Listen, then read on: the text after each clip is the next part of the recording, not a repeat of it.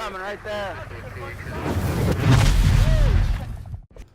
All right, hey everybody, welcome to our Tactical Tuesday live stream here on TR Live. If you're not currently subscribed to TR Live, I encourage you guys to subscribe to it, right? That's why we're here.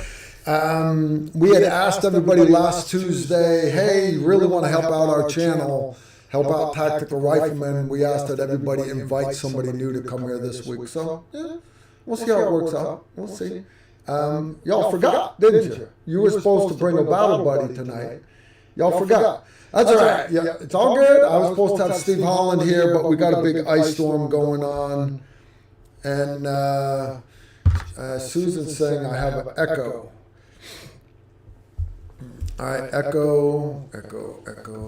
I don't know. I don't know what I can do for you.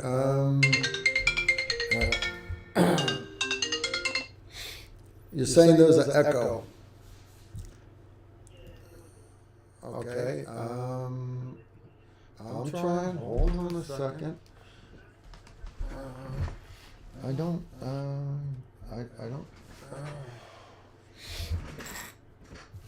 I'll tell you what, here, people. I'm gonna try to.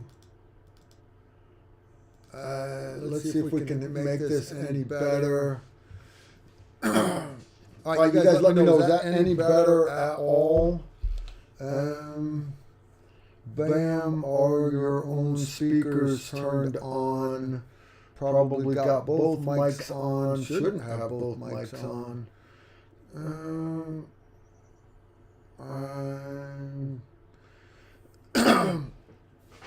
All right, so you guys tell me, is that better? No, it's not better. Okay. I don't know what to tell you guys. I really don't know what to tell you. Nope. Okay. All right, we're off to a good start here. All right. How about that? Is that better? We'll try that. Can you guys hear me now? Is that better?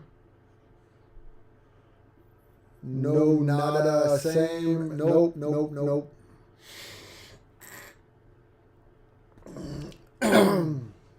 Okay. I'm trying. Give me a break here. Give me a break. All right. Can you guys can't hear me at all now. Okay. It's really, really bad. Okay. All right, let me try this again.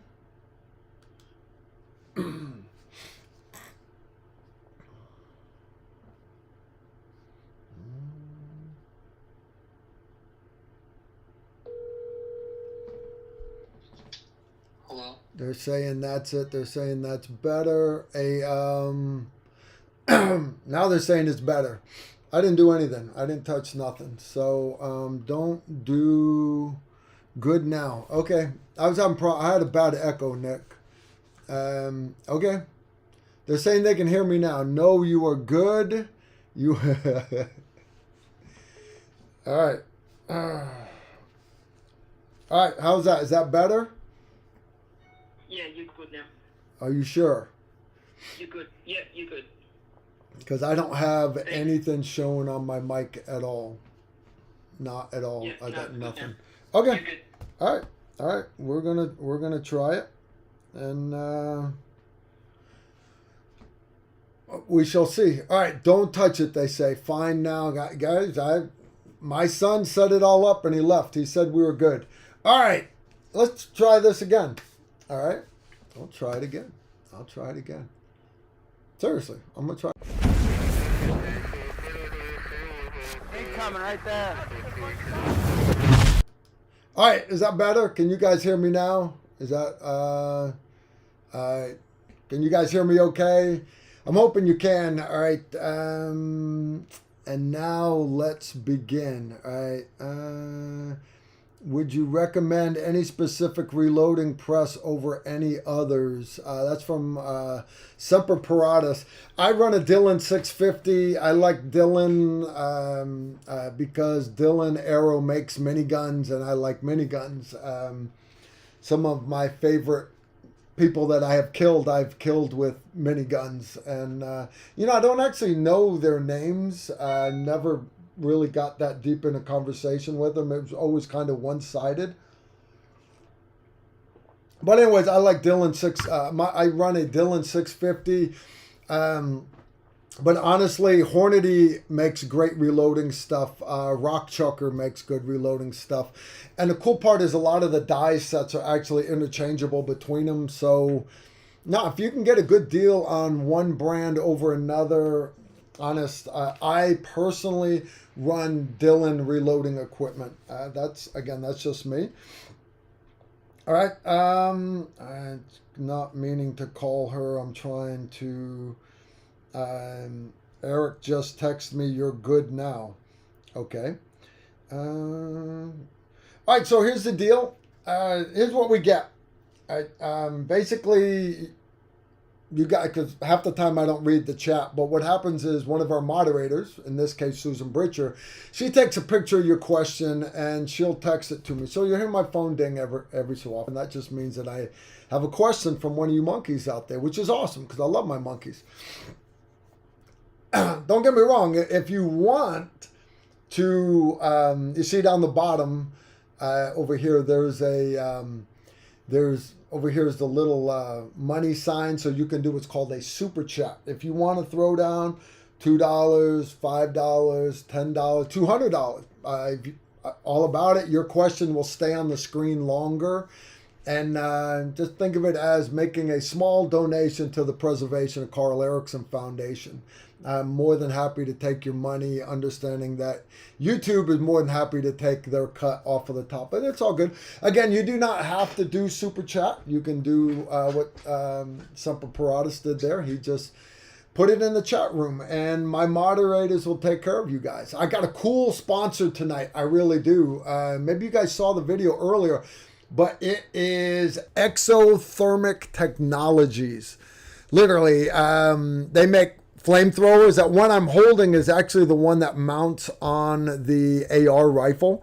But then I asked them, after I did my AR flamethrower video, I asked them to send me the 3.3 gallon backpack. And it's great for getting the ice off of the road. It really is, guys, really is. So I got out there my 3 gallon tank, and this is me doing cursive. That's a K, A, R, L, and then I got to do the R, capital R. I got to dot the R, and then I write Erickson. It's kind of fun to do on the ice. It really is. And I'm here to tell you guys, it's cool. It's fun to play with, and it's an extra tool to have in your toolbox. Exothermic.tech. Just Google them, man. It's good stuff indeed. Anyways, they are our sponsor for tonight. That's okay. I like a good sponsor, just like you guys like a good sponsor. So anyways, I want to thank Exothermic Tech, Exothermic right here, guys. Exothermic Technologies for sponsoring tonight.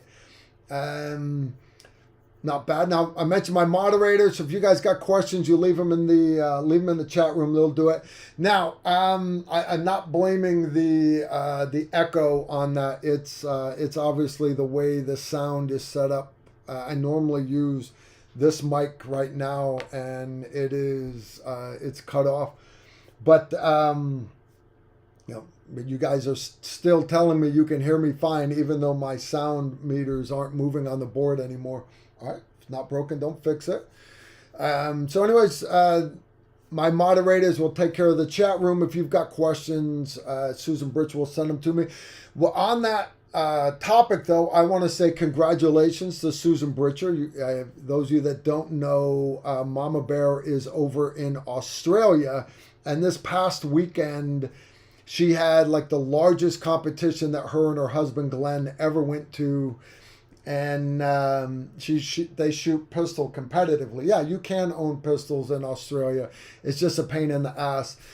Susan, who just a couple years prior literally couldn't put a pistol in a holster, she is taking classes with Ross and Herstoff from Tactical Performance Center. She's taken a couple classes with us.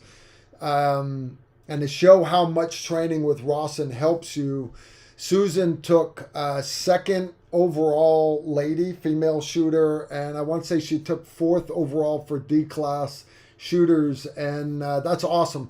She's got gold medal. She showed me some of the pictures. Her husband even posted a video of her running one of the stages. So anyways, congratulations to Miss Britcher and her husband. Sounds like they both had a great time there, which is cool. I want them to have fun.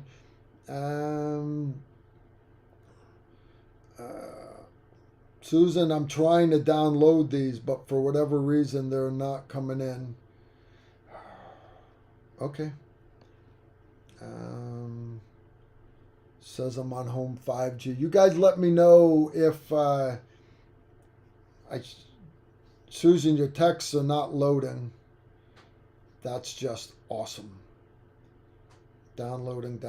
All right, so I'm not getting texts from Susan now. Hey, Susan, try putting them in the Sergeant Major's chat over on WhatsApp. Maybe that'll go through better. I don't know why I'm having problems with texts right now. Yeah, it's not.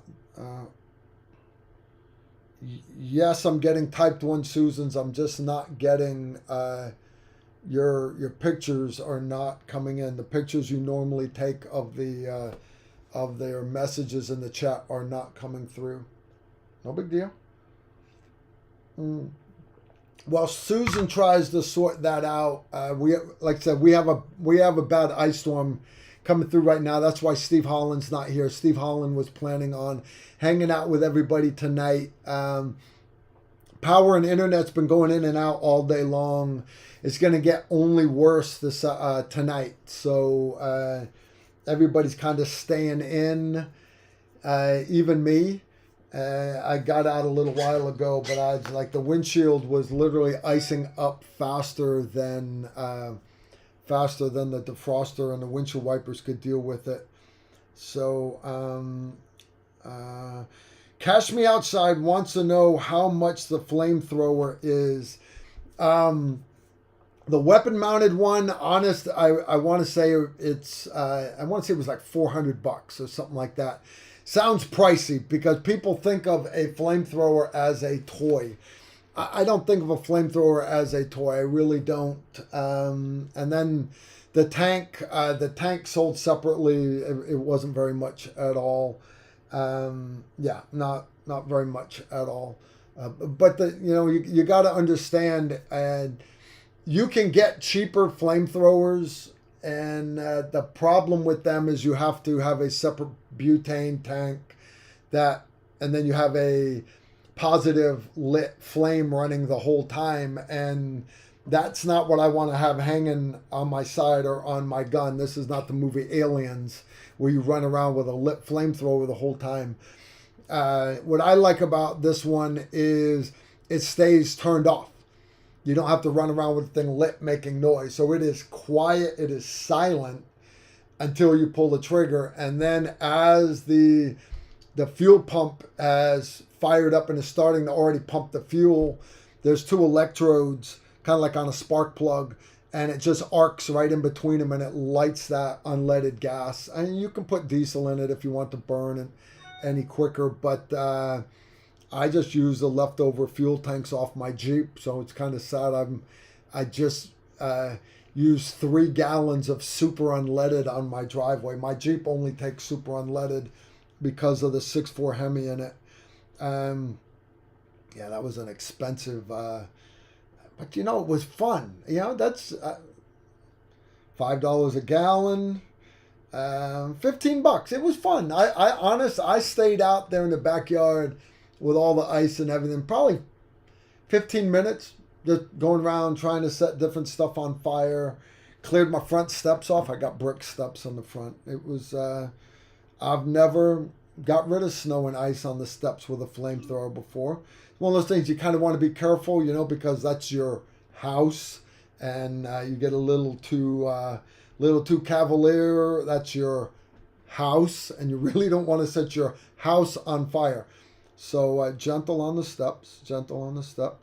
John Upton wants you to briefly talk about your first ever firefight. First ever firefight.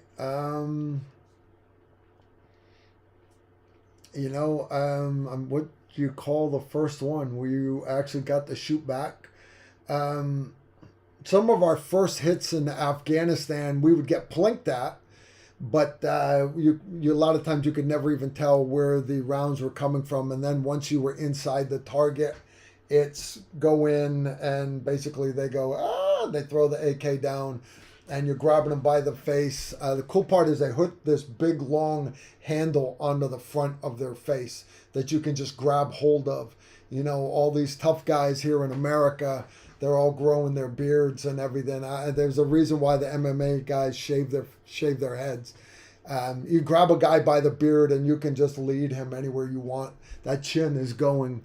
So anyways, you beat the guy down, you zip time, you search the house, you realize you're in the wrong house, and then you go next door and you blow that guy's door open also.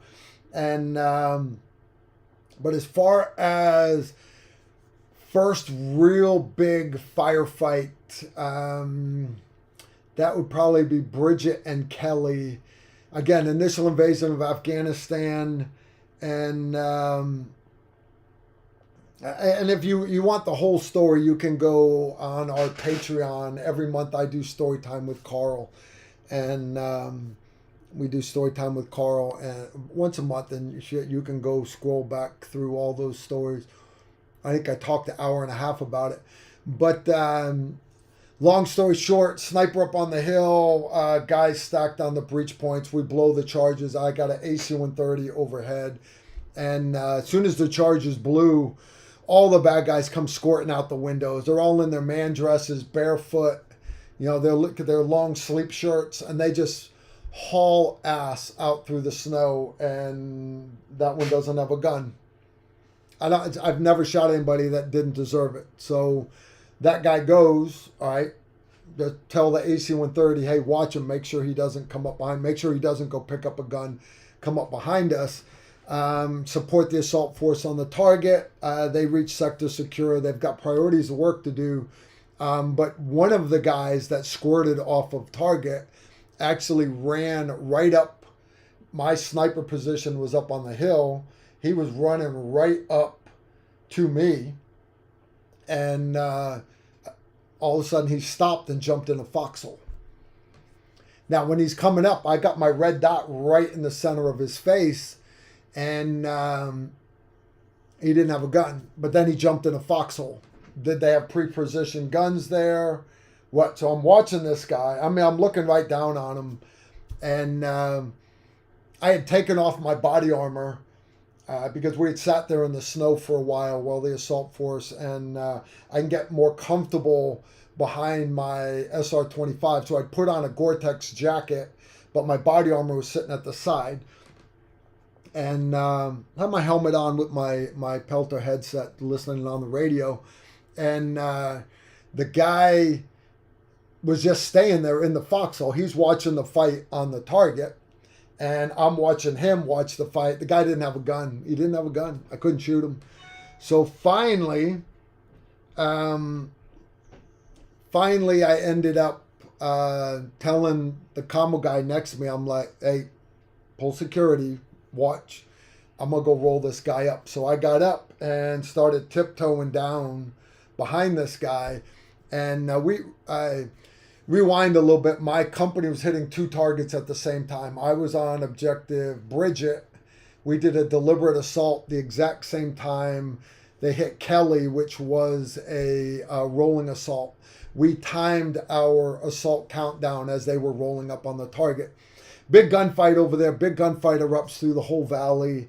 And as I'm tiptoeing down the target, remember, no body armor. tiptoeing down on this guy. All of a sudden, a Dishka 12.7 machine gun opens up just somewhere out in the middle of the valley, and a red tracer passes in front of me, goes by, and then another, I start to turn my head, another red tracer goes by in front of me, and then as I turn, a third red tracer goes right by behind me, and then it was done. There was no more. There was just 3 tracers. Zook, zook, zook. And I'm still just standing there, and I know I'm supposed to jump down in the prone, pancake out, and suck my thumb because somebody's shooting a heavy machine gun. But it was over. It was over that quick that I just kind of froze and thought to myself, you know, Carl, when you get home, you really need to spoil yourself a little more. And then I kept tiptoeing down, and I jumped in the foxhole, muzzle thumped the guy right in the back of the head, beat him down, zip tied him, searched him real quick. The commo guy pulled security while I searched him. And he's a young kid, maybe 23, 24, could barely grow his caveman beard, scared to death, crying. All he had was he had a comb, he had a razor blade, his pocket knife, and he had a folded little thing of hash in aluminum foil, and no cigarettes or nothing. And that's it. Zip tied him, left him there. We eventually collapsed down on the target, and went on a little later. I ended up rolling up another guy. Ended up being some chieftain or something. I got a really cool hat off of him. And anyways, long story short, I don't want to bore you with all the details. I ended up getting a Bronze Star out of it. And I don't know how many guys. We killed, I don't know, let's see, Mark Baher got one. And we only killed like 5 or 6 guys. We rescued a bunch of prisoners. Every once in a while, that AC-130 would report back, hey, that guy's at the 4-kilometer mark. He's still running. All right. But the other target, they saw the Americans coming first. And where we had the element of surprise, we blew the wall charges, the door charges. They didn't have time to really wake up. The other target, a guy came out and compromised them, and ran back inside and yelled, hey, the Americans are here.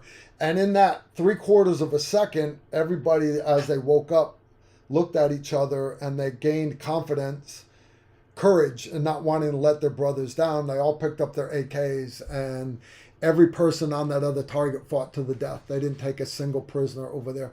Every one of them fought to the death. We had one American wounded on my target. Buddy Ward got shot through the ankle. We took a shit ton of prisoners. We rescued some hostages we didn't even know were there. And long helicopter ride back. And anyways, that was my first real, I guess my first real gunfight. And it was fun. It was fun indeed. And then from there, I don't want to bore you all tonight. You want to do story time? Do story time on Patreon. Seriously, guys, we do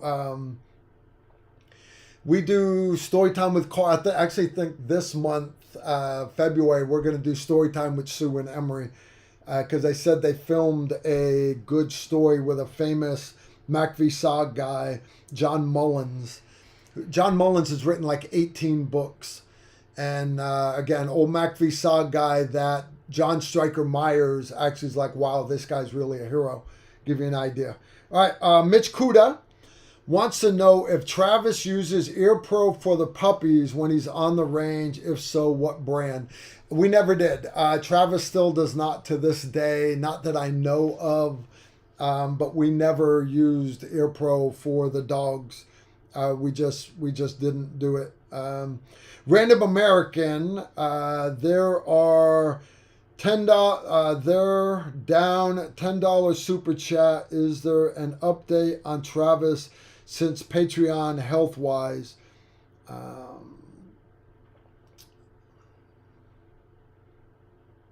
don't know. Is there update on Travis Hall? I have not heard back from Travis in a while. So, guys, I will. So, short answer, random, is no. But I'm going to make a note for me to check on him tomorrow. Guys, I have a bunch of other SF buddies that are in a bad way right now. I've got a buddy, you guys hear me talk about him from time to time, Warwick Marsh. We had Wick, everybody calls him Wick. We had Wick on a live stream once.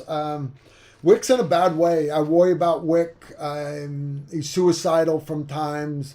He's fallen off the bandwagon, and his girlfriend left him. His kids aren't talking to him. I think he lost his job. He's in a bad way, and I worry about him. He's not the only SF guy that I worry about. I don't play favorites, but honestly, I've forgotten to check on Travis in a while, and that's not fair to Travis. I will check on him, and sincerely, I'm writing it down. All right, I will check on Travis for you guys. I owe you guys an answer. I was supposed to check on it last week, and I apologize. I'm a terrible person. Elevated Agenda threw down $1.49 and a hot dog. I don't know why, guys, but you guys are saying you can hear me, right?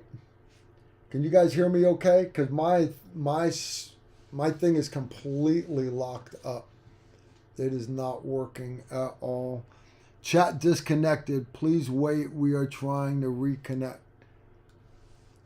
Okay. Unable to connect the chat. All right. Can you guys still hear me okay? I guess basically I've got to ask Susan because I can't. Guys, I don't have any chat. All right. Susan, can you guys hear me okay? We can hear you fine. Awesome. All right. Yeah, I'm having a rough go with this Mac computer here tonight. I'm not a Mac guy, but for whatever reason, it's died.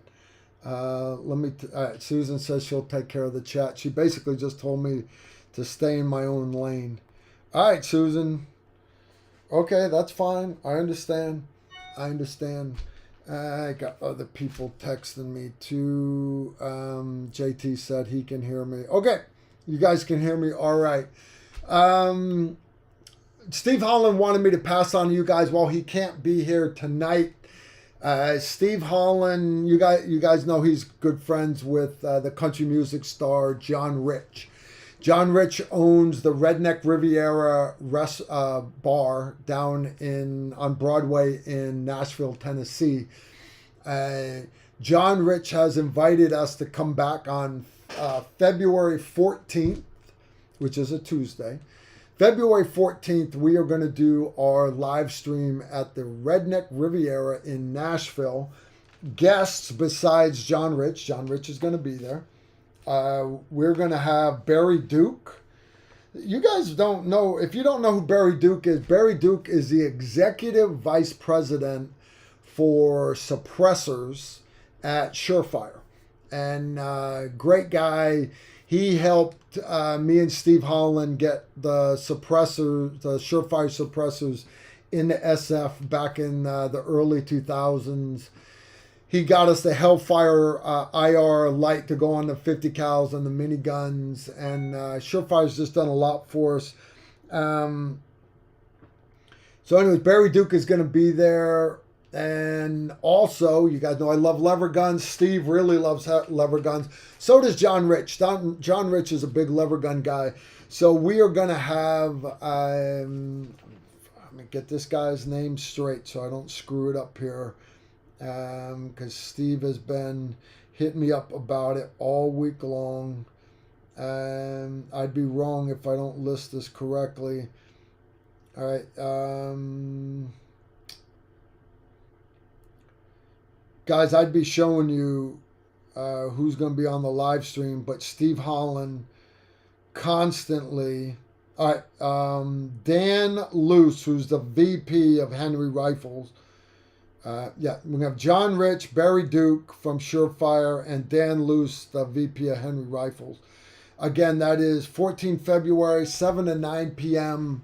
at the Redneck Riviera in Nashville. So, again, you guys can come to TR Live and you watch it, or come join us live. If you're within a couple hours drive, I think Sue LaRue's talking about driving in, and Sue's 5 hours away. So, honest, if you want to come hang out with us, no cost to get in, just show up, and when you come in the front door, say, hey, I'm here for the Tactical Rifleman live stream, and they'll be like, that party is upstairs. They have a private bar on the second floor with the stage and everything, and we've done it there before a couple times. We're going to do it again. That is some good coffee, guys. Good coffee indeed. That is some good freaking coffee. I cannot get over that shit. Good coffee. All right, I see Susan sent down another one.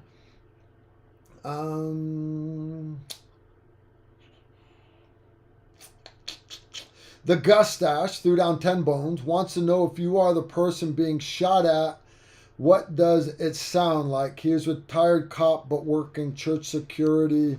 Never been in a gunfight. If somebody's shooting at you from very close, it's just like you being on the firing line. You're not hearing the crack, the supersonic crack. Where the weird part is when you hear bullets go by that are 300, 400, 500 meters away, because you get the crack of the bullet going by and then you get the boom. So, for example, that Dishka machine gun was over a kilometer away. He wasn't aiming at me. He was basically just making a mess with the gun. And the first tracer went between me and the target. And it might have been 50 meters in front of me. The second tracer went by. It was significantly less than 50 meters in front of me. And as I turned, the third tracer went behind me. Now, what's between two tracers? 4 more bullets. So I don't know where those bullets went. I just know you hear the crack, and then you hear the boom, boom, boom, boom, boom, boom, boom, boom, boom of the actual guns going off. When a bullet goes by, you get used to it in the military, especially in sniper school, because when you're doing snaps and movers, they have on what we call a known distance range, there's a pit, and the pit is 12 feet deep, 10 feet deep. And you have 14-foot popsicle sticks, and you put your target on it, and you put it up, and you walk.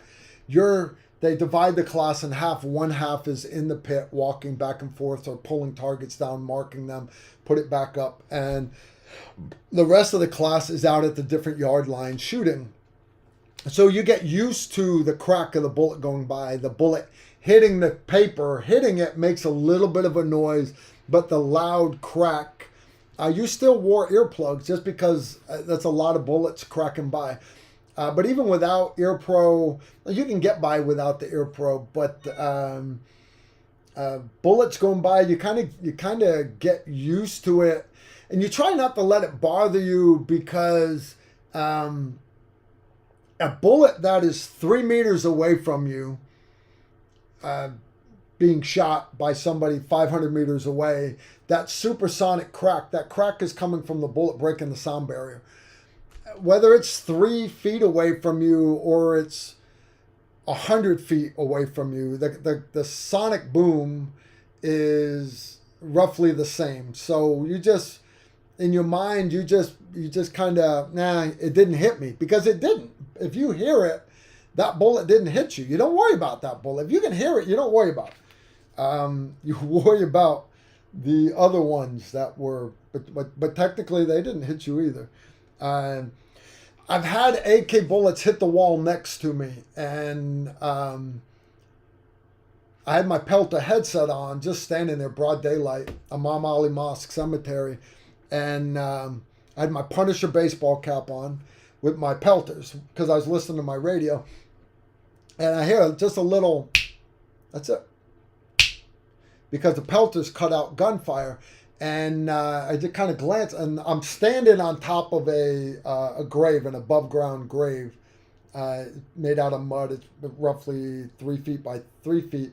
There's like above-ground set of stairs that goes down in the catacombs underneath, and the bullet had hit. And I wasn't sure what it was, but I looked down, and all the first Cav guys in full battle rattle, helmets, body armor, they're all laying on the ground between all these graves. And I'm like, about the time I'm thinking, what are they doing? That's when I heard the next, and I saw the bits of plaster come off the side of the mud wall there. And that's when I realized somebody was shooting at me. And I just like, so of course you got to do the cool thing because you're the SF guy. So you look down at them like, what are you doing? They can't hit me from there. And I walk, calmly one step this way around the side of the stairs. And then I dove out in the prone where the Cav guys couldn't see me. You got to keep the legend going. But the bullets, what do they sound like? It's just that's what it sounds like. It's the crack of the bullet, the sonic boom, and then you hear the report of the gun going off a quarter of a second later to 3 seconds later, depending on how far away the gun was shot at. Right.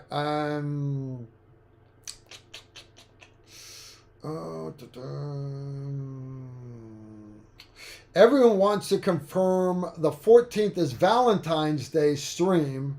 They don't want you to piss off wife. I actually already pissed the wife off today because I scheduled our next Tactical Rifleman video shoot to start on February 27th. And that is my anniversary. We are going to be married 31 years. So, God bless Dana for putting up with me for 31 years. She reminded me about it, mad. So I got hold of the film. I immediately recalled the film crew. I'm like, look, I screwed up. You can't fly in on the 27th. Let's change it. You fly in on the 28th. So the 27th, I guess my wife says she cannot remember a single time I did anything special with her on our anniversary. So it's already been confirmed I'm a terrible person. So anyways, the 27th of this month, I'm going to try to make it up to her. Now, as far as the 14th was the only day that John Rich had the Redneck Riviera free on a Tuesday. So I'm going to invite my wife to go with me and my son to Nashville. We will go down early. I will take my wife out to a nice dinner right down there on Broadway. We'll go somewhere nice. And then we'll go to the Redneck Riviera. Who knows? We might even get a hotel room down there that night and celebrate. Wouldn't that be nice? The plan, guys, is I'm also taking my wife on a vacation for a week this month. I'm letting her decide where we go. Just know I want to go with her. All right, Elevated Agenda threw down $10, offering to help Wick find a job if you want to mention what line of work he is in. Wick lives in Nashville. Honest, guys, I just want you to keep Wick in your prayers. Wick is awesome. Wick's problem is he's a 50-year-old black guy with a Jamaican accent in Nashville, and nobody cares that he's a decorated war hero. That's just the truth. He is a 50-year-old black guy in Nashville with a Jamaican accent. Nobody wants to give him the time of day, and it's sad. So Wick went and I had him drive a dump truck for me for a little bit to keep him busy. Wick, I need you to help me. And it was more I wanted to give Wick something to do. Of course, I paid him. And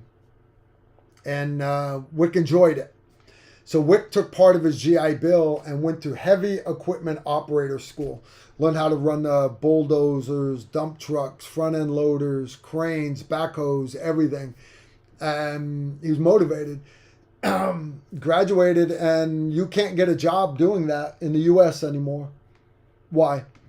Because there are so many illegal aliens. And I don't care if you're Mexican. I don't care if you're black. I don't care if you're from Jamaica.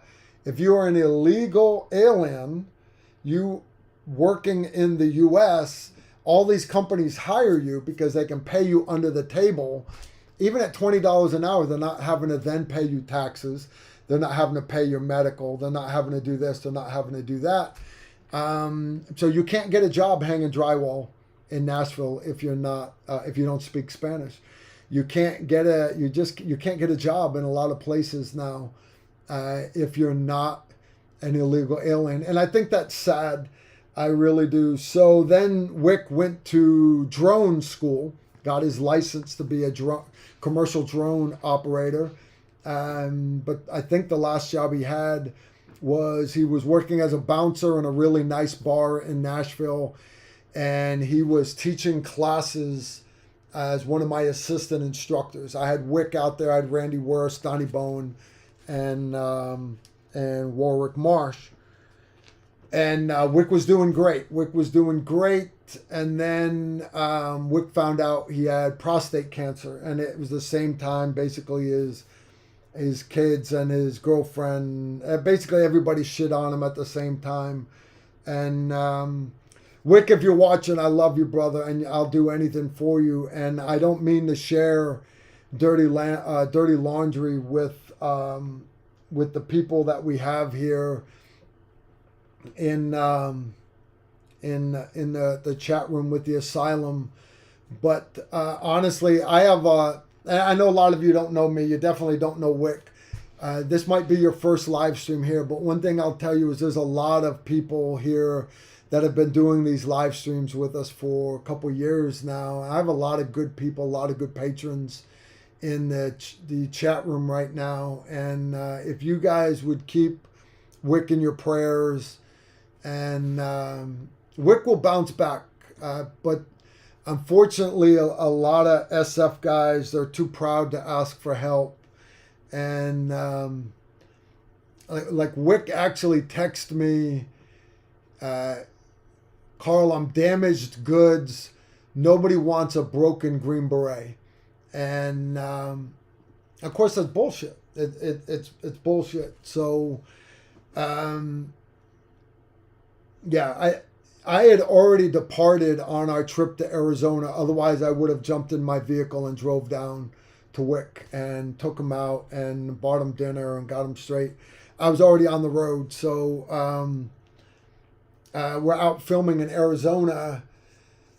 I finally got him on the phone. I'm like, look, here's the deal, Wick. I'm on my way to SHOT Show. I'm going to have you give me your full name, your date of birth.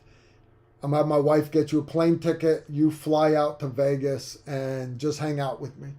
I'll put you up in a hotel room, and you don't got to work. I'll pay. I will pay for all your meals, everything. I just needed him because there's a lot of Green Berets at SHOT Show. There's a lot of good people at SHOT Show, and I just wanted him to be around his family. And at first he said yes. And my wife found him a couple flights. And right when my wife was getting ready to pull the trigger on it, he backed out. He texted me, I'm not going. And it's just, it is. And I don't mean to vent on you guys. I don't. But my heart is really, really weighed down. You guys will get to meet Wick. I'm going to bring Wick to the Valentine's Day live stream. And at the Redneck Riviera, Wick to our Redneck Riviera. I'm going to see if Wick can do it. I'll see if, if he doesn't have a girlfriend right now, he's got nothing else to do on Valentine's Day. And if he does have a girlfriend, he can bring her to the Redneck Riviera. I need me some Wick action. We got to get some more Wick in our life. We really do. All right. In Your Face, threw down 5 bones, wants to know where you see training industry going and what trends are students wanting. Actually, to be honest with you, we've had a big drop off in people signing up for classes. All right, now, don't get me wrong. I still have people say, Carl, you guys have got the best classes out there. That's fine. We're trying to... add more classes to the curriculum because last year was a big increase over the year prior. But I don't know what it is, but less and less people are signing up for classes now. I'm hoping that will change. I do, but at the same time, you've got people that are either the economy is too bad for them, so they're having to hold on to stuff, or they think we're on the right track, and we don't need to worry about training anymore. So I don't know.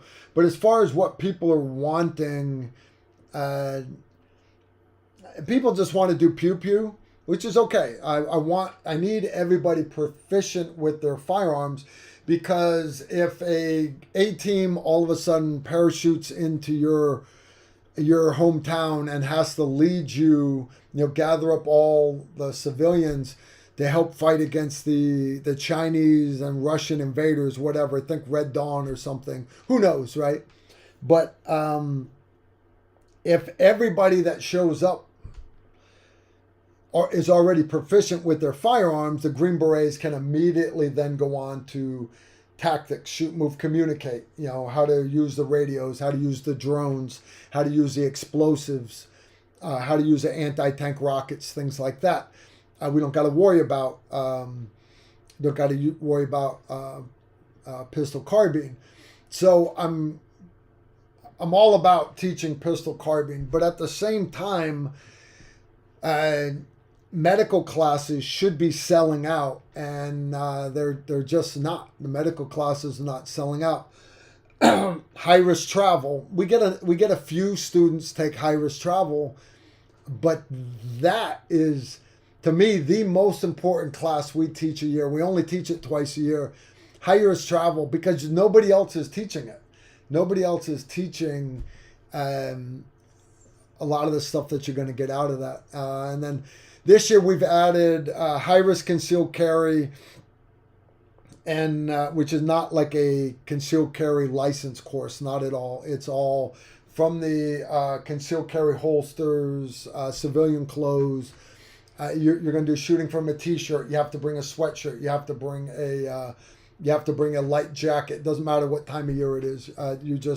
You're going to practice draw and maneuvers and reloads from those garments.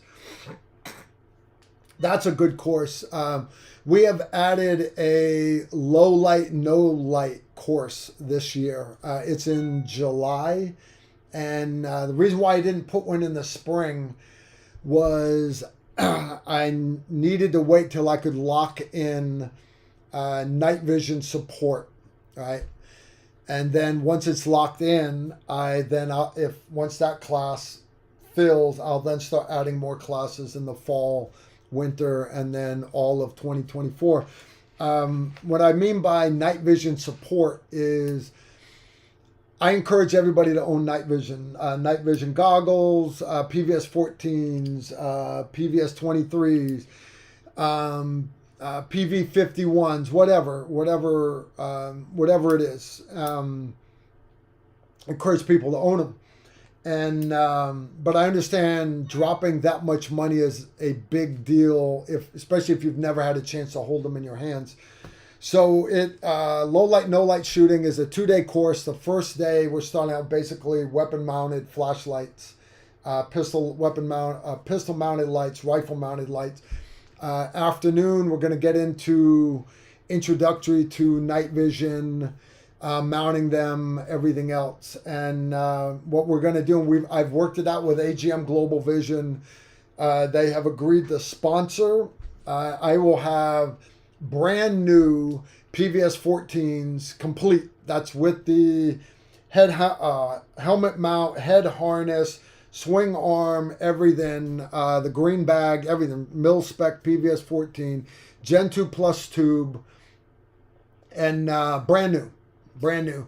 And each student gets to use it. And then at the end of the class, if you want to buy it, you're basically getting my cost for it. What if I was to buy something at my dealer cost through them. So you'd be able to get it a lot cheaper than if you went to their website. If you don't want to buy it, you don't have to. You can leave the class.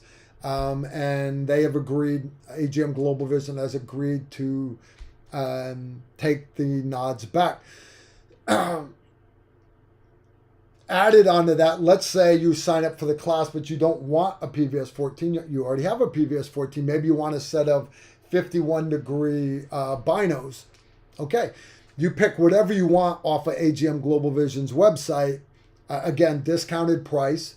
You email me what you want. You agree to buy it, and it will be there waiting for you the first day of class. Once you write me the check, you get your nods. And then I've got another company that's going to provide the IR illuminators, things like that. I haven't locked in that company yet, but I've locked in the night vision. So anyways, you're going to see that class is going to fill up very, very quickly. The last time I did a class like that with AGM Global Vision, it was a private class. I had 6 students and I sold 8 sets of night vision because the tubes were insanely awesome. And will I sell that many sets of nods? It doesn't matter because I'm not marking these things up. I'm not making money off of these classes, not very much. I am just trying to make the world a better place. All right, so that's going to be one of my favorite classes this year. Hopefully it goes off well. Catch Me Outside wants to know what 50 BMG rifle you recommend. Honest guys, there are lots of 50 cal rifles out there, bolt action ones, semi-auto ones. Not all 50 cal rifles are created equal. There's only 2 that I will recommend. Two. One, if you are wanting for accuracy, go with the Macmillan. Macmillan makes a accurate 50 cal that is totally badass. I will never own one. That's what the SEALs were running, and it's just not my thing. It's not. But if I could only have one 50 cal rifle on the planet, it would be the M107A1. You guys know I actually own one of them, and Barrett, they built them for the military. They did not cut corners. That had to be able to handle all the military ammo, and they're totally badass. Now, there are a lot of other Barrett 50 cal, there are a lot of other 50 cal companies out there. I'm not bashing them, and here's why. I don't have any experience with them. One, to bash them by name, but I will tell you, every time I see one, whether it's at a gun show or SHOT Show, I bet you I saw 50 different bolt action 50 cals, all these little companies that are knocking out mil-spec ARs because you can get the plans off the internet. They're all making bolt action 50 cals because they can. And some of them, the actions, and I've seen guys that own them, and just after a couple of rounds, they get so tight because parts heat up, and you're having to beat with a hammer to get the bolt handle up so you can get that. That's not a gun that I'm going to shoot. It's not. And a good example, and I'm not bashing Kentucky Ballistics. Scott is awesome. I'm not bashing that brand of gun that Scott had because Scott likes that brand.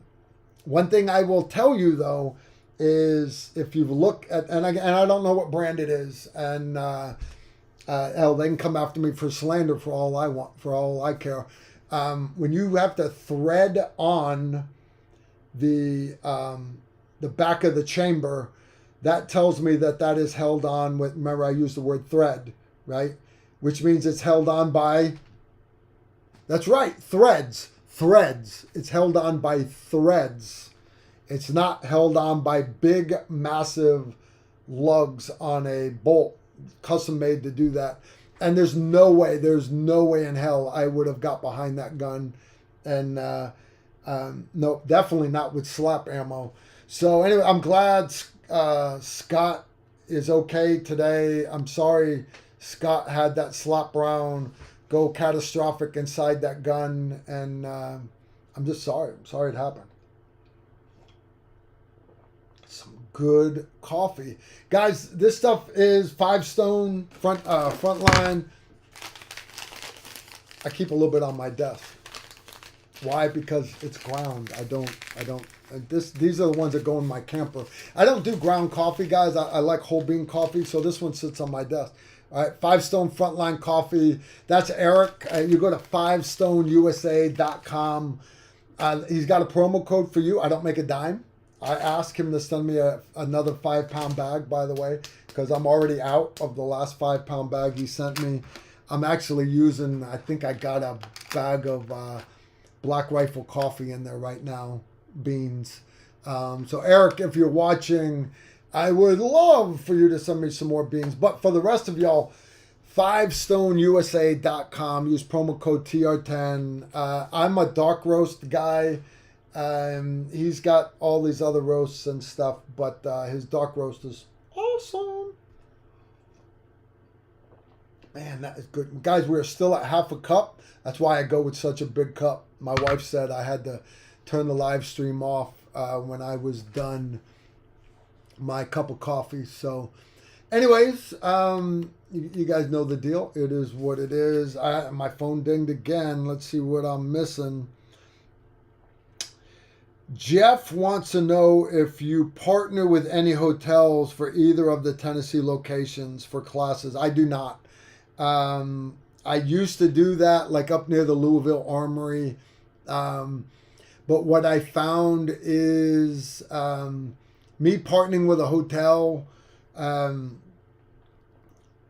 basically they're not really saving me any money than if you go online and get a good deal buying online. And as far as here in Tennessee, I'm driving home at night if you're going to the Montgomery County Shooting Complex. One thing I will tell you is if you want to camp out, if you got a camper, for example, the last class we did, Emery and Chad Mormon, it was a high-risk travel course, and they borrowed Jamie's camp RV and drove it down. Then they parked it at the range. They stayed out there the whole time, and they had a great class. Great class. We're probably going to do the same thing maybe in Texas. One thing I will tell you, though, is I don't mind camping out, but I'm an hour from the range. You understand? I will drive an hour to get home, sleep in my own bed, save the money of the hotel room, and be able to get up in the morning, use my espresso machine, and then everybody thinks an hour, that's a long drive. It's a long drive, but I decompress while I'm driving.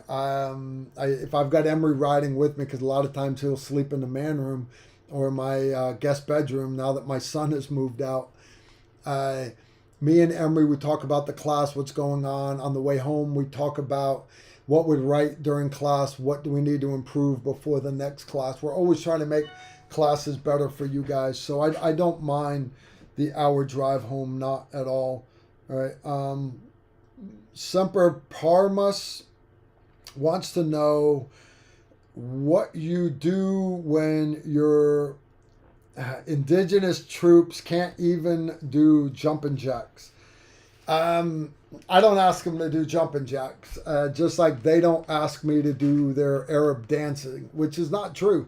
They've asked me, they do their big goat grab and they all get out there and they do the dancing and Carl, come dance with us. No, I'm gonna sit right here Indian style, legs crossed on my bad knee, and I'm going to eat dates with my right hand because y'all wipe your asses with your left hand, and I'm going to just watch you guys making fools of yourselves. So, no, I don't do any of the dancing. I just don't do it. And, but I definitely don't ask them to do jumping jacks. I know there are some awesome jumping jack videos on the internet, but at the same time, guys, if I was to bring you to some other classes where they do, you know, the salsa dancing or something. And there's probably 3 guys in the chat right now that could, I'll do salsa. And they jump right in there and they'd be golden. But the rest of y'all would be like, ain't no way I could do that. But you understand, you go to some cultures and everybody can salsa. Everybody. And the simple fact that you can't do it, they look at you like, this guy can't even do jumping jacks. Because jumping jacks is just something every American had to do growing up in school. And because it's just not that hard. Don't pick on my indige. I love my indige. I do. Like you've never dry fired on your indige troops. Who are you guys kidding? Liars. Spell check is getting me on all the names. Sorry, typing shit is hard. All right. I'm sorry, Susan. Those still haven't loaded yet. So I'll tell you what, Susan. Try sending another picture if you think that will help, and maybe I'll get the next one. Oh.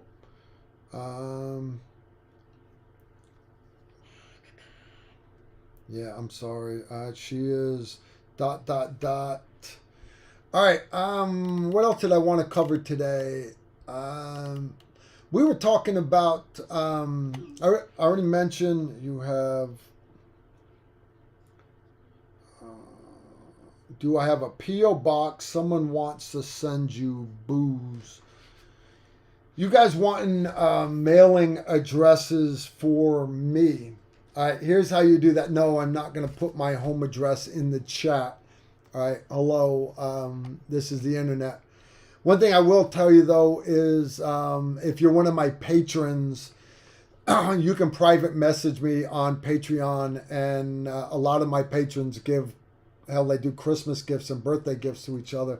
So we're very big on staying in touch. We are a Patreon family. So if you're a patron, and you can be a patron for $1 a month, just message me there. Otherwise, if you want to reach out to me about getting a shipping address, you can send me an email at tacticalrifleman1@gmail.com. That is tacticalrifleman1@gmail.com.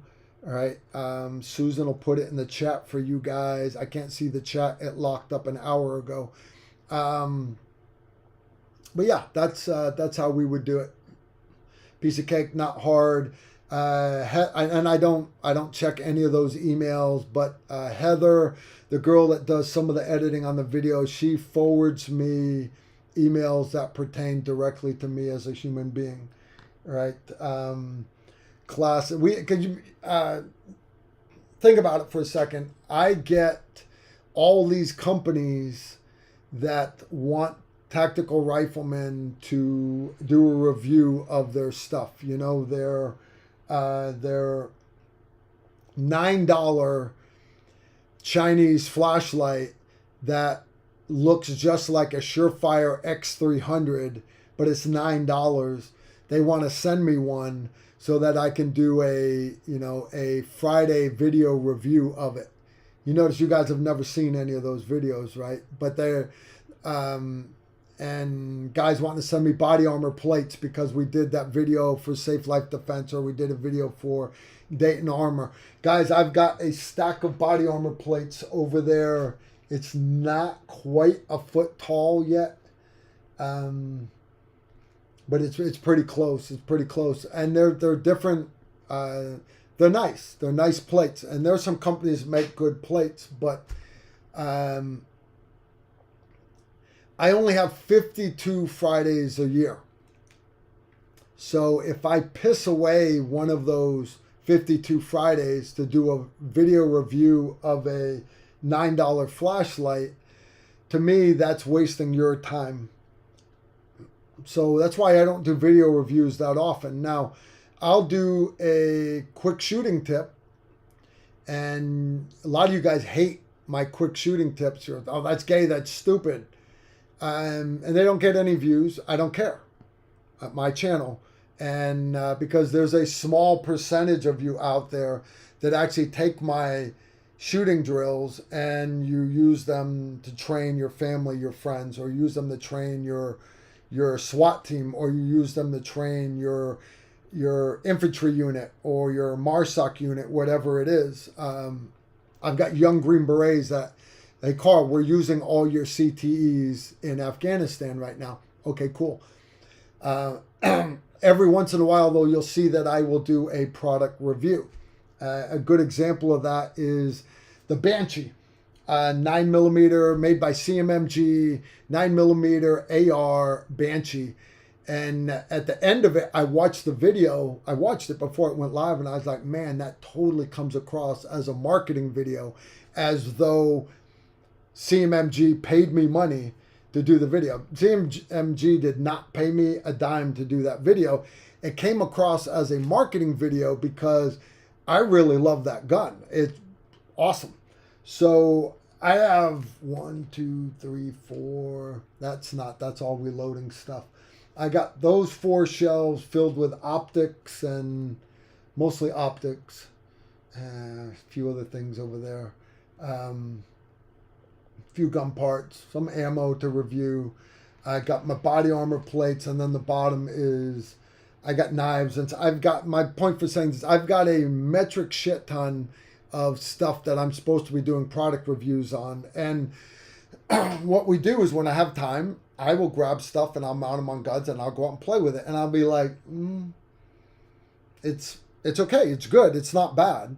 You know, I'm like, maybe later. So I have the maybe later shelf. If I ever break my leg in a car wreck or something, heaven forbid, I pray that never happened. But I can sit there with my cast on, and I can do reviews of videos, put them in the oven, and put them in the freezer, review all these optics. So anyways, I'm not big on doing product reviews that often.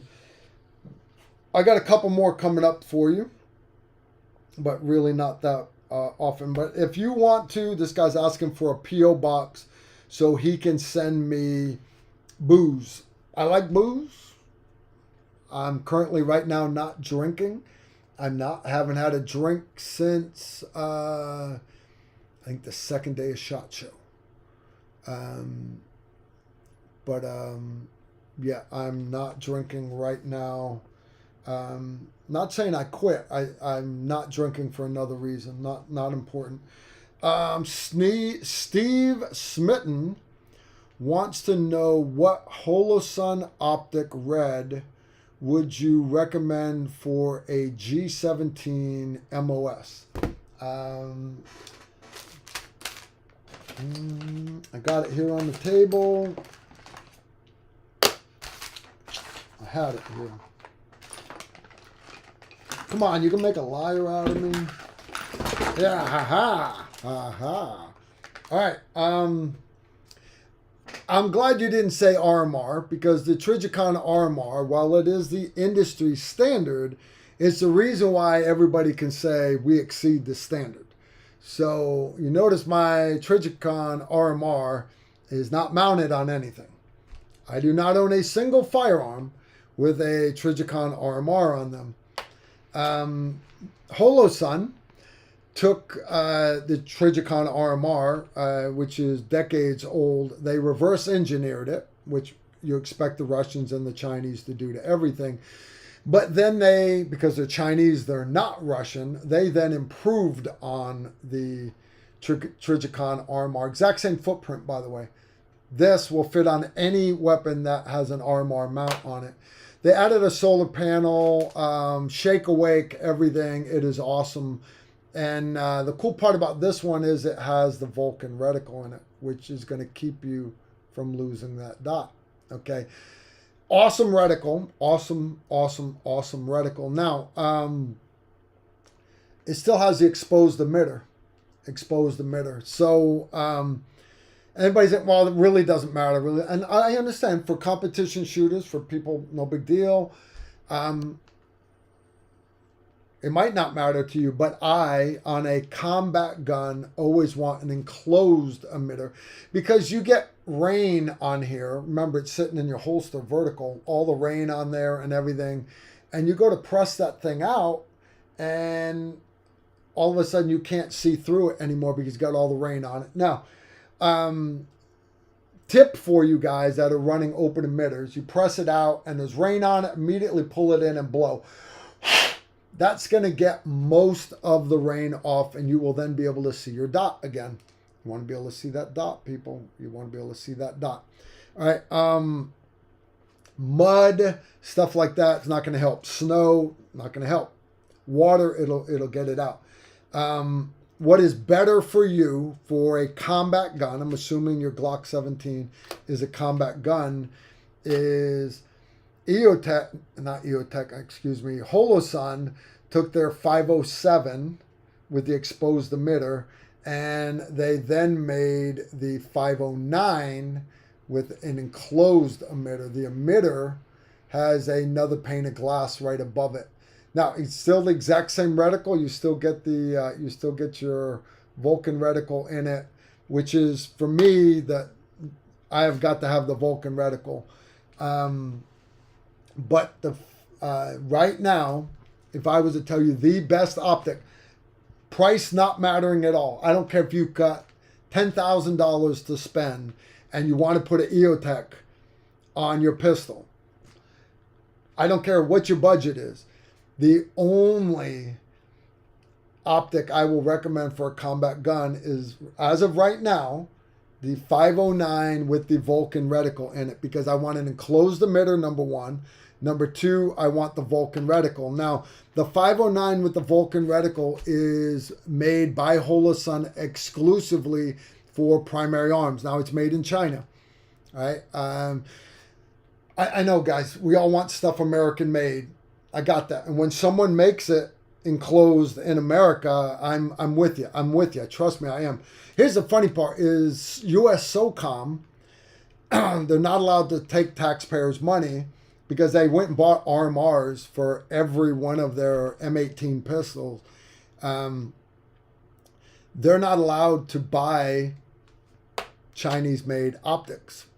So they want this Vulcan reticle so bad to be an optic American-made. They want it so bad. How bad do they want it? Appreciate you guys asking.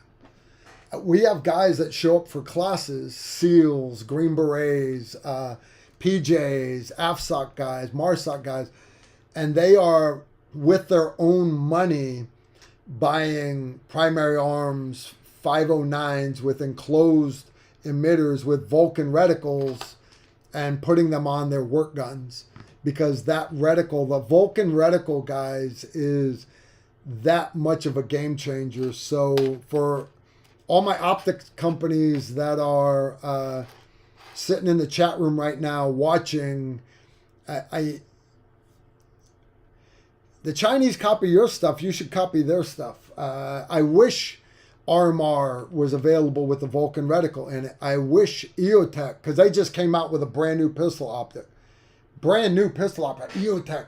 I went to their booth at SHOT Show. I wanted to see this thing, right? Because at EOTech, the holographic weapon sight, to me, is the best red dot you can put on a carbine. Hands down, best red dot you can put on a carbine. I love my EOTech. I love it. I was hoping for a little holographic weapon sight. It's an EOTech pistol red dot. Yeah, it was a copy of a RMR. Okay. Wow. So I love EOTech, but guys, please don't piss away your money just because they have their name on it, the EOTech name on it. You might as well go with the RMR. All right. But honestly, great question. Enclosed 509 with the Vulcan reticle made exclusively for primary arms. Excellent question. Guys, I got a head cold. Yeah, it's been rough. My daughter's actually home. She's got a head cold. Emery left with a head cold. Sue caught the head cold while he was in the hospital with his, he had a mild heart attack. They made it here safe. We unloaded the vehicle. Then Emery drove Sularoo home to North Carolina yesterday, and today Emery is driving home to his house in Indiana. Safe travels for Emery. All right, so those of you that aren't up on current events, we just got back from SHOT Show. We landed I want to say it was last Saturday. Yeah, we flew home on Saturday. Great time. SHOT Show did not have anything new. They didn't. Everybody's like, man, Holosun's got this brand new daytime thermal weapon mounted optic. I'm like, I went and saw it. I did. I'll do a review on it down the road. It probably won't be till later in the year. But that was the latest hotness. EOTech had their new pistol optic. Okay. There's a few new companies that had some new night vision stuff, new guns. I didn't really see anything that blew me away. I didn't. I found a company called Grizzly Ammo, and they make the 8.6 millimeter blackout. 8.6. It is basically a 338 Lapua slug in a bullet casing about that long, and it's subsonic. So to make it stable, you've got to make it spin faster. And I have shot 308 rifles that had like a 1 1/8 twist. So in other words, every 8 inches of barrel, remember you stabilize that football by throwing a spiral on it. That's how a bullet stabilizes. All right. So for every 8 inches of barrel, it would make one complete revolution. But a 1 1/8 barrel on a 308 shooting supersonic ammo, you're really cutting down the barrel life. All right. That's okay, but it's okay, right? Okay, fine, whatever. This 8.6 blackout by Grizzly Ammo, they have got a 1 3-inch twist in that barrel. I want that to sink in because every 3 inches, it makes a complete revolution. So basically that barrel, instead of going like this, it is going like every 3 inches. Guys, that's crazy. I mean, that's crazy. But like, okay, what's your barrel life? They're like, who cares? And I'm talking to the guy, the president of the company, and he's like, you're gonna love this even more. We have a 1 1/1 twist.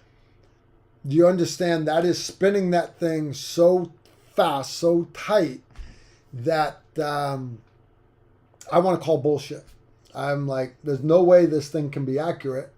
It just can't be. So put your money where your mouth is. Show me, right? So I told him, like, look, I want to do a review.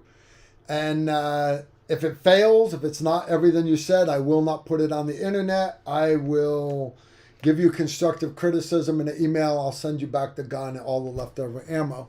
But if it is as awesome as you say, 338 Lapua monster bullet subsonic.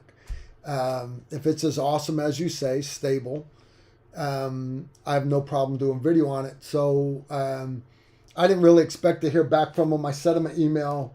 Guys, I came home with a stack of business cards of things that I was interested in following up on. And lo and behold, the president of Grizzly Ammo said, yeah, I remember you, Carl. Yeah, hell yeah, let's do it.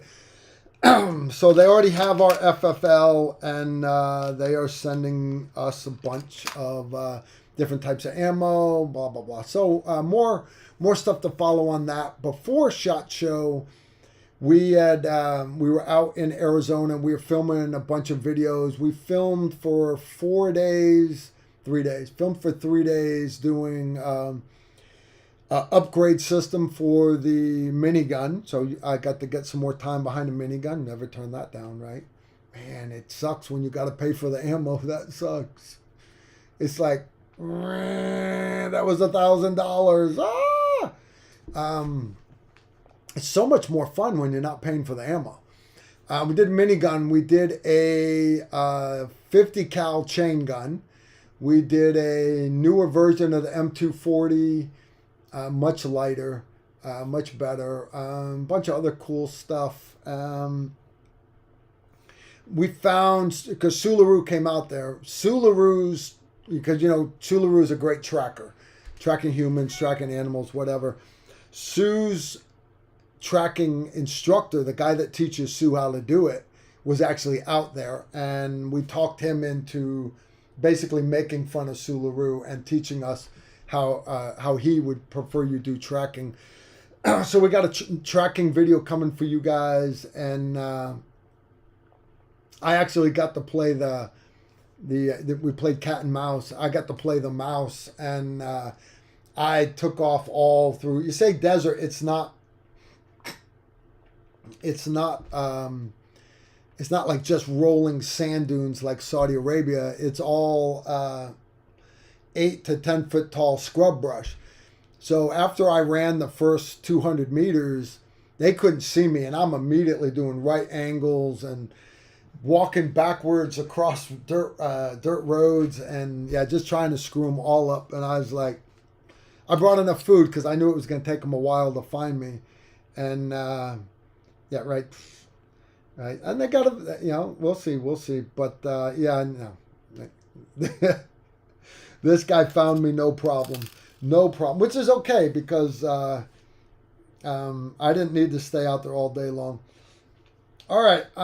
Without further ado, wanted to know if the DTV 338 Norma Mag Silence minigun piqued your interest. I didn't get a chance to shoot the 338 miniguns that were out there, but there's actually a couple of different companies making 338 miniguns.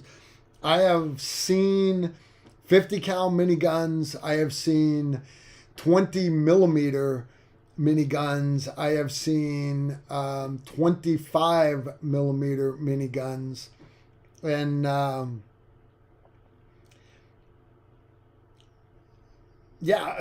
all miniguns are awesome. I'd love to shoot a 338 minigun, but honestly, it's still not going to be any better than a 308 one. It's just not.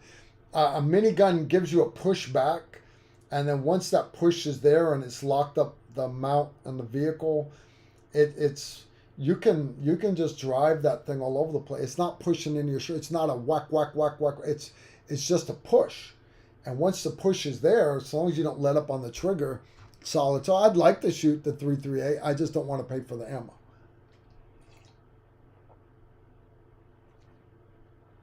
It's cooled off enough. I could chug this right now if I had to. I might do it if you guys don't start coming up with better questions. All right, so we are caught up on questions. So as we got done with the tracking video, the film crew, Jesse, came down with COVID, and we bumped him from we bumped the whole film crew from the last day. We sent them back. We left them in Phoenix, and we took my son and Emery and Sue, and we drove up in the mountains. And my son had all his camera gear. Not going to be able to film as well, but at least we don't have COVID. So we got up in the mountains, and the guy's name is Cody. I apologize. I don't know his last name.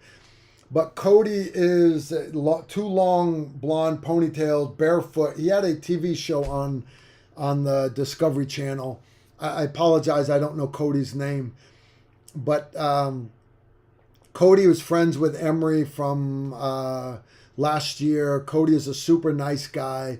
And we filmed a couple videos with Cody. And from there, we drove through a blizzard to SHOT Show. And the rest was a blur. Literally, the rest was a blur. Guys, I'm yawning. I got up early this morning. I got up at sunup. I wanted to get a good workout in. And that's why if you see me moving my hand like this, it's because my hand keeps cramping up.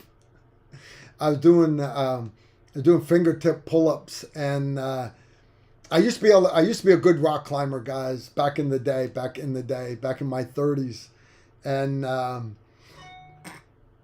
The problem I have is I'm 55 now, and I keep thinking I'm 30. So I got this 4-inch square bar, and I was doing fingertip pull-ups, and now my fingers are cramping real bad. My fingers are cramping, my calves are cramping, and I don't know if my vitamin D count is off or what, but if you see me wiggling my hand, it's because like one finger will all of a sudden lose its mind. All right, Susan sent me another question. Stephen Smithton wants to know if the plan for the next Valkyrie is still happening and when. You guys will notice for 2023, Operation Valkyrie is not on the calendar right now. It's not. One thing we are going to do is end of February, beginning of March. That's when we do Operation Valkyrie. I don't know if you guys remember last year, we actually filmed it. We don't usually film it. But because that was the 4th year, we changed, right? Because we got our plaques and everything from each class. And we actually filmed this last one. And we put up a short video, kind of like a review, give you guys a taste of it.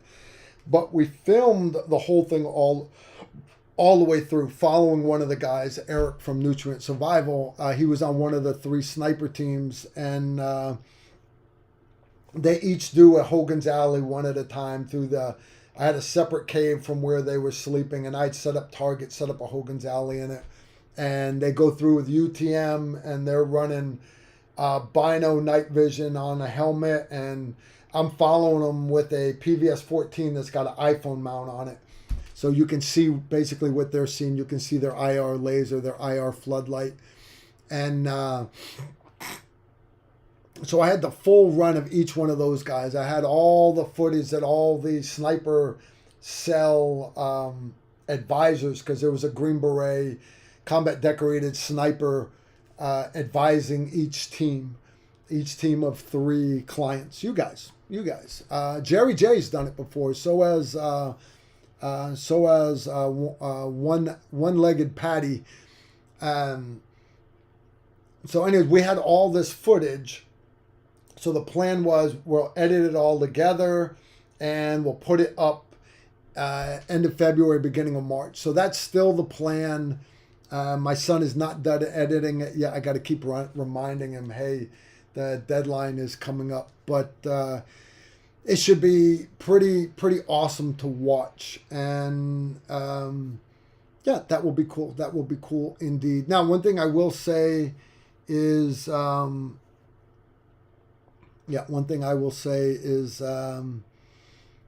as far as doing it the next year, we'll see.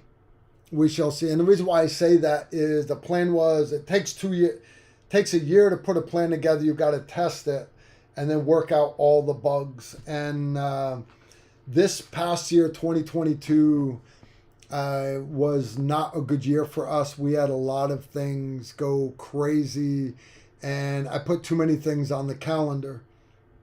Put it that way. Wrapped all that up. 2023, I don't have more stuff for me on the calendar. We still have it just as busy of a training schedule, if not busier, because Emery and Chad Moorman have got classes on the calendar that do not involve me. All right, those are classes. Gun Runner 1 pistol, for example, that is their class. I am not involved with that class. Hell, I want to take that class.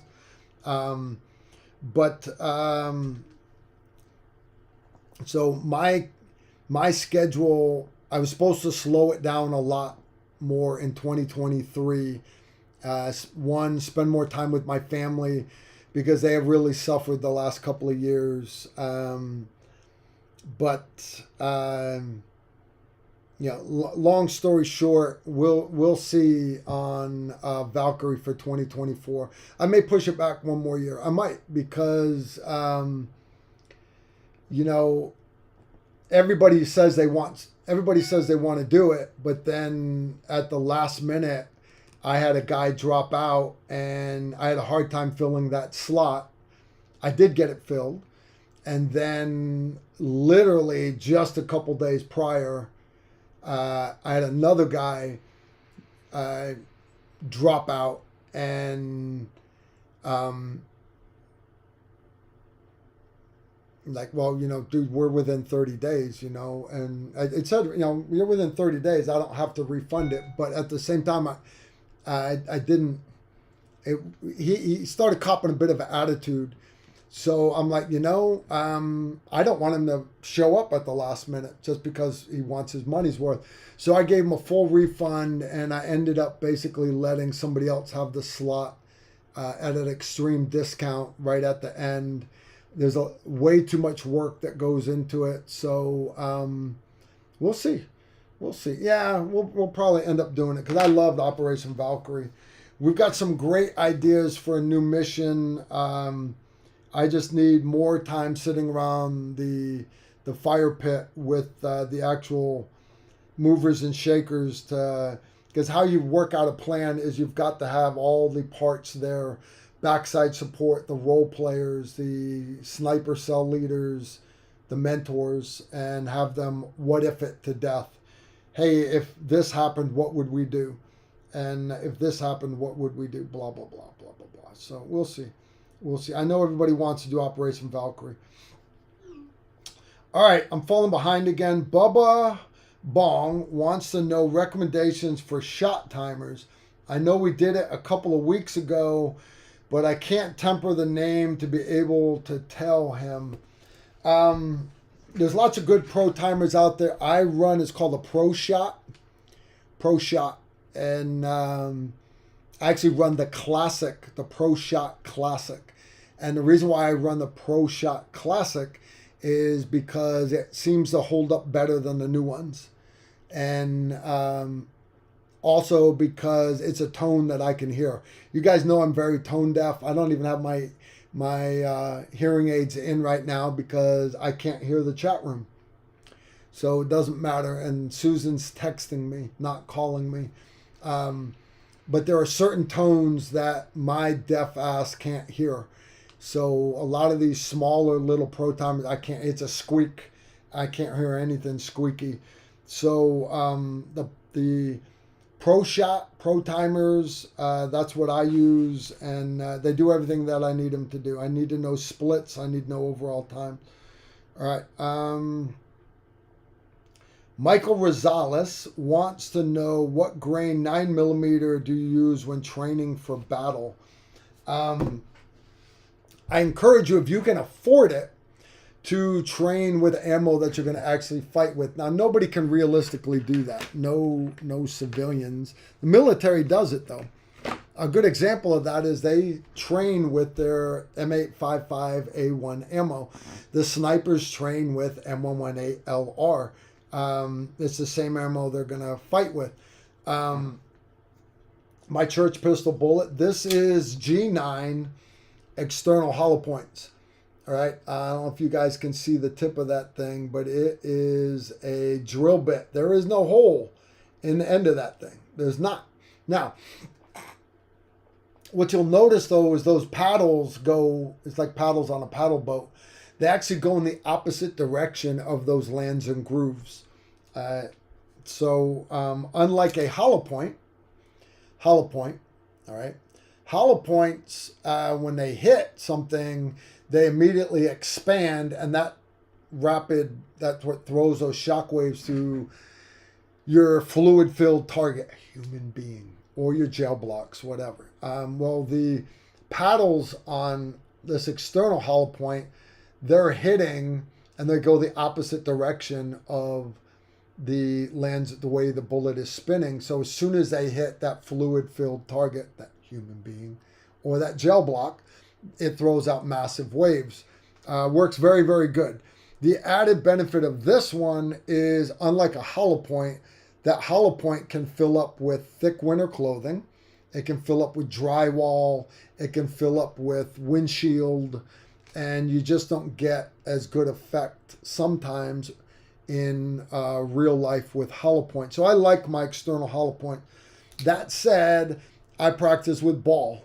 Now, the military running 124 grain, is it okay to practice with 115? Yeah. Does the 124 grain recoil a little bit more?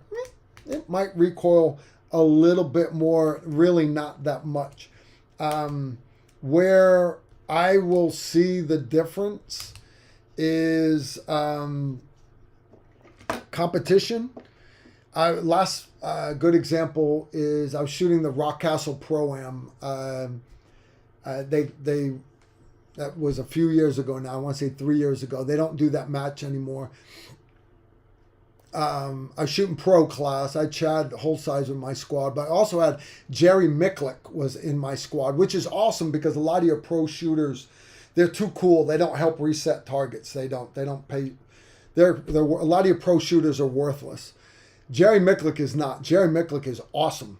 He was down there setting up steel, everything, and he's the oldest guy on the squad. He worked just as hard as everybody else. Jerry Micklick is a great American. A lot of the other pro shooters, I wouldn't let them carry my gym bag. I really wouldn't.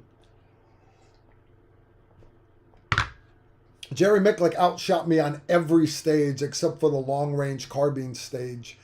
And then he still smoked me on all the shotgun part and pistol part, but I got first round hits on all the long range stuff, and he had a hard time with the 550. Other than that, he would have smoked me on every stage. But there was one stage that you had a lot of shotgun, you had some rifle, but what got a lot of people was there were these little itty bitty spinners that they were almost like a pair of glasses. Piece of steel here, a little bit bigger, but they were on a thing on them, and you had to make them go around. And it was no big deal. Hit the top, hit the bottom, hit the top again. They go around, but because normally there's like one big spinner like that, one big one. No, these were small things, and there wasn't just one. There was like 7 or 8 of them here, and then you run the other side of the car, there's 7 or 8 more of them. And guys are trying to shoot these things with the light 115 grain 9mm. And one, they weren't hitting because they were too busy looking at the steel, not looking at their sights. Nobody was running red dots back then. But when they were hitting, the 115 would make it almost go over. It wouldn't make them go all the way over. So when it came to be my time, I went to go jam my mags, and I looked, and I was shooting a Guila ammo, and I had a box of 115, but right next to it was a box of 130 grain, heavier projectile. And I was like, huh. So I jammed my mags with the 130, and came up, I cleaned the rifle up on the side of the hill, did my shotgun. I'm pretty good at the shotgun for reloads. Shotgun was okay, but I got to the pistol, and single shot, I made all those things go around. Bang, bang, bang. I'm proud of myself. I sat down in my chair, and Jerry Micklick actually come walk up me, and he's like, hey, Carl, what kind of ammo were you shooting on that? Were you shooting 40 cal? I'm like, no, I'm still shooting my 9. That was my Glock 34, but I was shooting 130 grain. And he went, oh, okay, and walked off. So my heavier ammo was able to accomplish the mission better. And to the point to where it caught Jerry Micklick's eye. Okay, no big deal. He still smoked me because he beat me by, I don't know how many seconds on the shotgun part. No big deal. My point for saying this is recoil-wise, training with cheap 9mm ammo, train with your cheap 9mm ammo, train. What you need to do with your good combat ammo, though, is make sure that it will run in your gun, because unfortunately, guys will buy a box of some fancy 9mm. I guess I go back to mine again. G9 runs great in my guns. It does. My Barnes TAC XPD ammo runs great in my guns, my Glocks. Almost everything runs good in Glocks.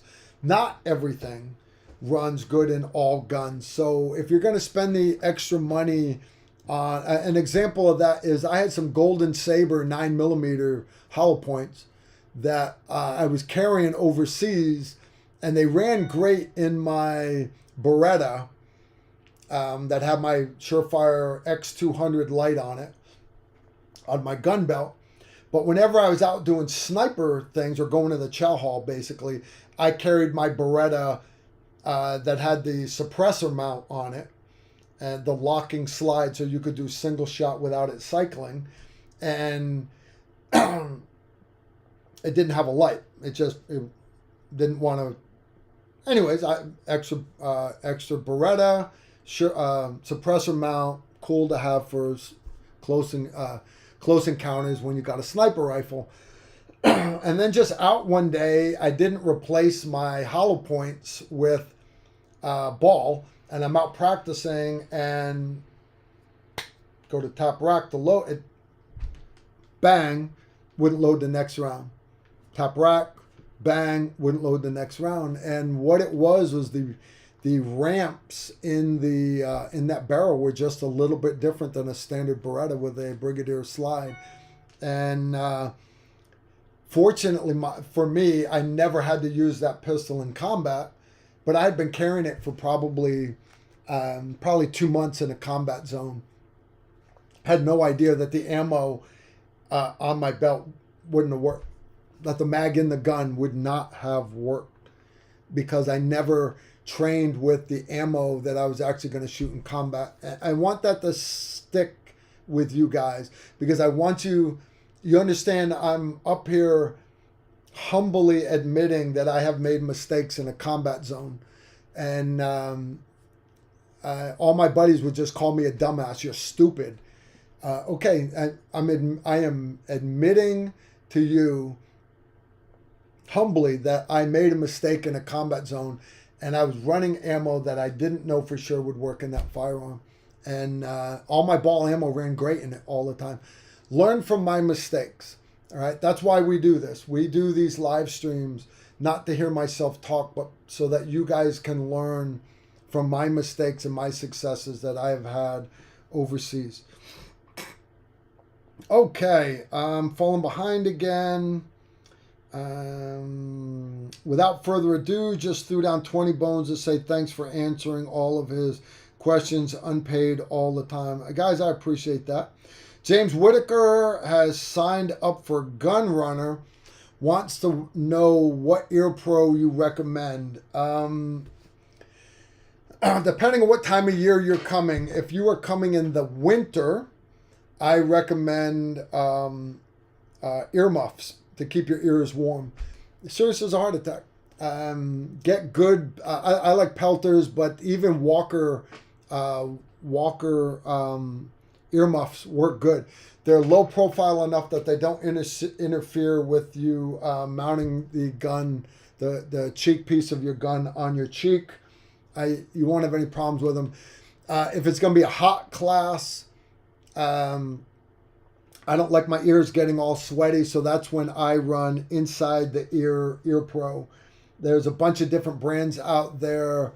I've tried the Walker razors. Right now I'm using the Pelter M3 rechargeable ones, but they're like $300 a set.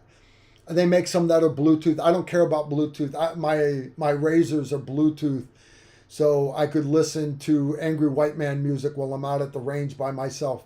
I can hear my phone going off while I'm out on the range by myself, because you understand my phone is my office.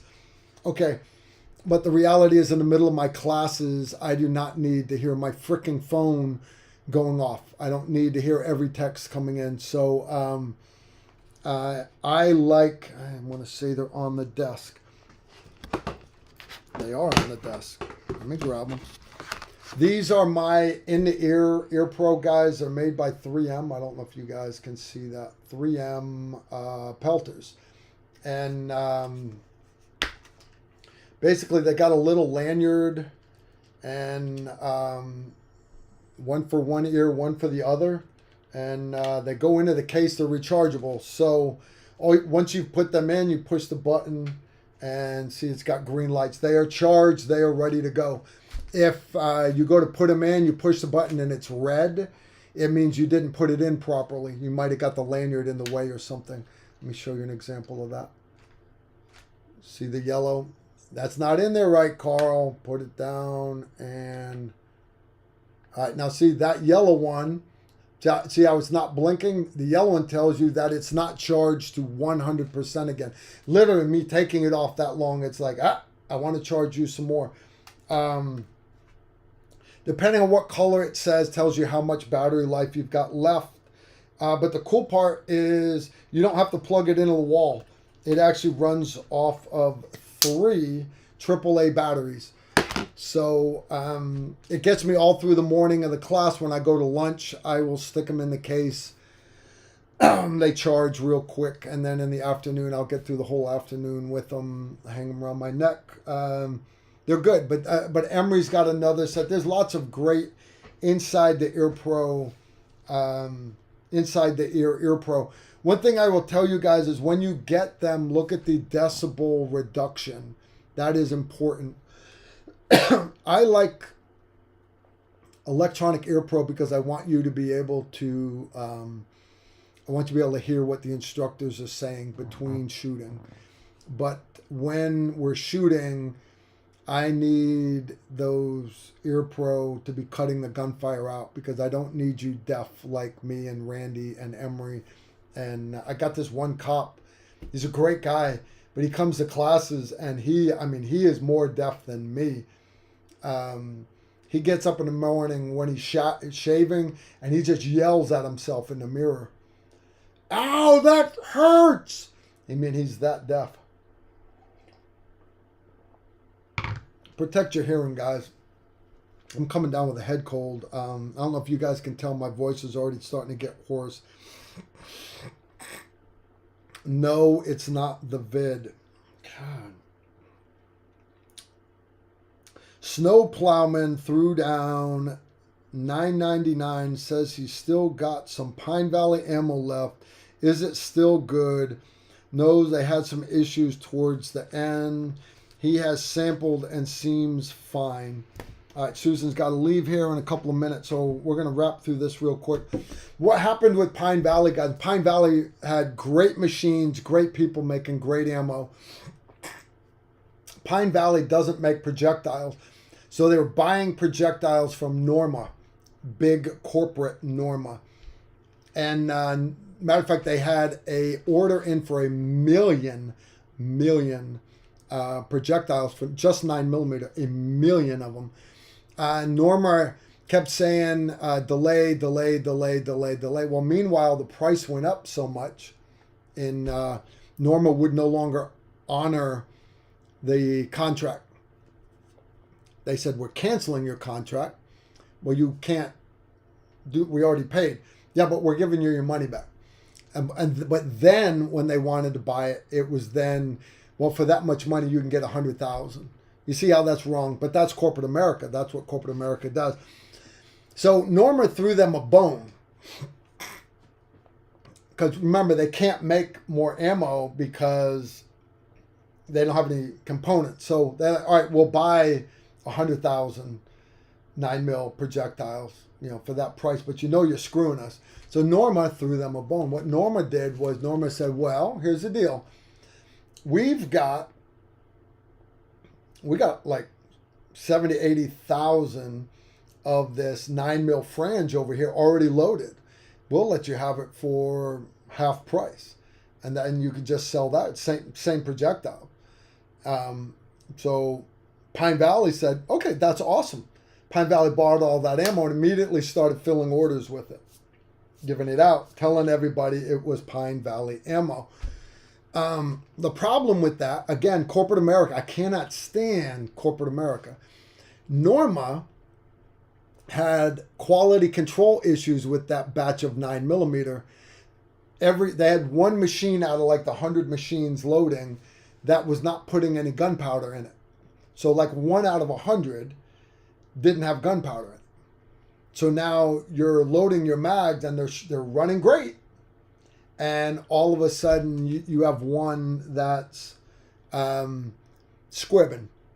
And a lot of people, if you're shooting real fast, you get that bang, bang, bang, bang, bang, bang, and then you're still, you've just ran another round behind it, and there's the chance there that it will blow up your gun. Now, one thing I will say about the Pine Valley ammo is everybody that I know of that had a squib, and the next round could not go in. It did not go down the barrel. It lodged right there in the chamber. So nobody got hurt with any of their ammo at all. I do not know of a single case where that happened. I think what Norma did to Pine Valley was criminal, but unfortunately it ended up putting Pine Valley under. It did, which is sad. But as for your question, is your Pine Valley ammo still good? Yeah, for training, for sure. I still shoot Pine Valley ammo when I dig it out of the closet. I have a whole closet of just training ammo, not just training, and whenever I need ammo, I'll go in and I'll just grab whatever. I need 77 grain, 5.56. All right, what's that? That's 75, 60, 62, 55. There's some 72. Hey, that's Pine Valley. I'll shoot this. Doesn't matter to me. All right, so me to you, still shoot it. All right, we're going to wrap this up here just a minute, guys. John Brady wants to know what barrel length for 300 blackout for home defense. 300 blackout, don't go shorter than 8-inch. If you're going to go 300 blackout, you might as well toss a suppressor on it. Make sure you're going subsonic for home defense. And run Lehigh Defense Controlled Chaos. They're expanding ammo. Great stuff.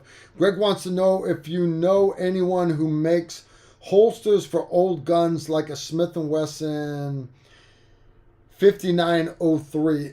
I do not, but one thing I will tell you is all pistols, you can go to just about any good indoor store, indoor gun range, and most of them have got a guy there that will do a Kydex holster for you. Or do what I do. When I can't find I've never had to do it for a pistol because I've got local guys that do holsters. But like when I needed a sheath for a knife because the leather sheath had dry rotted, I just bought a couple sheets of Kydex that I liked off the internet and I made my own. It's easy to bend and form Kydex, guys. It really is. And you might find it's interesting to do. All right, guys, that's all we got for tonight. I'm going to wrap this up. Don't get me wrong, if you want to throw more super chat money, go ahead. But don't be throwing more questions in there. Again, I want to say thank you to everybody for hanging out with us tonight. You realize we're coming up on 2 hours. That's totally badass. Totally badass. All right. Yeah, good stuff. Good stuff. I've enjoyed hanging out with you guys tonight.